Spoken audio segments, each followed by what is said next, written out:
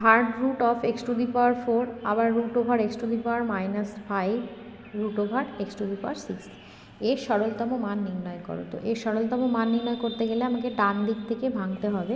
তো প্রথমে আমি অঙ্কটা তুলে নিচ্ছি। এটা থার্ড রুট বা ঘনমূলের চিহ্ন, তারপরে এক্স টু দি পাওয়ার 4, তারপরে আবার আছে রুট ওভার -5, তারপর root over x to the power 6। তো দেখো প্রথমে আমি কি করব, এক্স টু দি পাওয়ার 6 আছে, তার পাওয়ার রুট আছে মানে বর্গমূল আছে, তাহলে পাওয়ারটা হয়ে যাচ্ছে হাফ, তাহলে এক্স টু দি পাওয়ার 6 তার পাওয়ার হাফ, তাহলে 3 হচ্ছে। আবার রুটের মধ্যে 3 লিখছি এখানে, x to the power 4 root over x to the power -5 into x cube. এবার সূচকের সূত্র অনুযায়ী এই দুটো যোগ হয়ে যাবে, রুটের মধ্যে এখানে কাজের মধ্যে 3 এক্স টু দি পাওয়ার 4, তাহলে x to the power -5 plus 3। এবার দেখো তাহলে x to the power -2কে 1/x² লিখলাম, বর্গমূল করে 1/x।